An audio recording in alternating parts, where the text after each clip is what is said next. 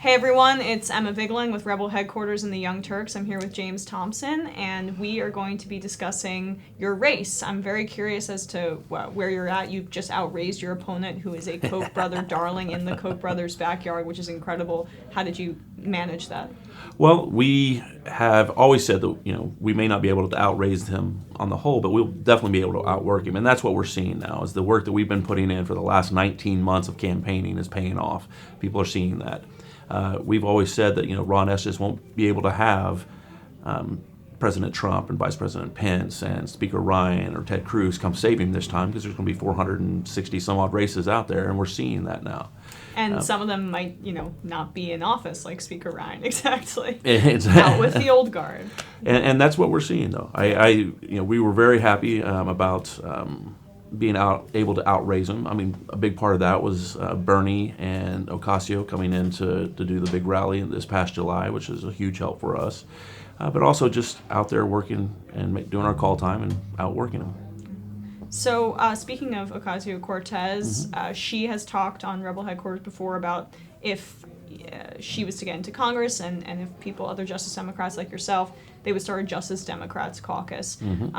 If you were able to get into Congress and you were able to be a part of that caucus, what would you guys prioritize as that caucus? Well, it's something we would need to decide as a group, of course. I know for me, the things I'm going to be pushing for to prioritize first will be election reform and campaign finance reform, because until we fix the system, it's kind of hard to fix the problems in the system. Making sure that we get the big corporate money out of politics, making sure that we have ranked choice voting, that we have a national election day, that we really fix that system so that we can have fairness again and get away from the $1, one vote and back to one person, one vote. And speaking of election reform, Kansas has horrific election laws. Just to be honest with you guys, that's because we've had a horrific Secretary of State. Exactly. So I want to get your take on that, because it could affect your race potentially. All of the voter suppression in Kansas. What are your thoughts? Well, we have been working really hard in Kansas against Chris Kobach, so we know what he's been up to. He's been shot down in the courts there, and actually found in contempt of court. But we have been working really hard to overcome that by making sure everybody knows that they can register using the federal form. Brian McClendon, who's running for Secretary of State now, created ksvotes.org, which allows people to register from their phone in Kansas. It takes about 3 or 4 minutes. And so because of all of these things, we've registered 35,000 new voters in the 4th District of Kansas, which is huge for us. So, that's more than 10% of the entire voting population was raised.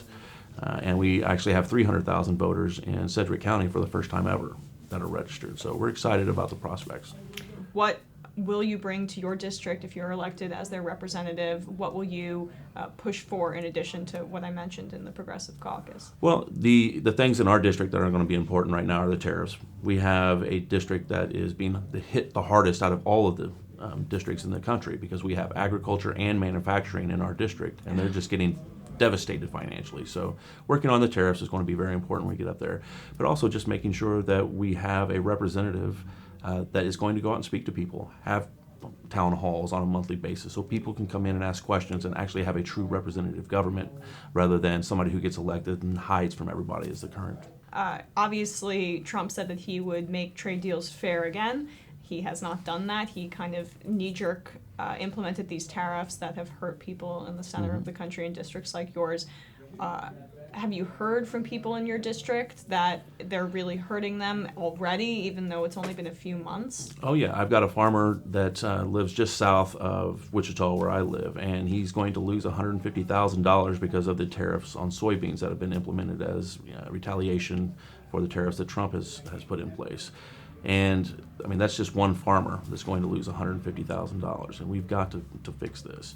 And I think one of the best ways to do that is to take back the power to impose tariffs and reinstill that power in Congress. Over the past 100 years, we've just given it to the president, and we need to take it back.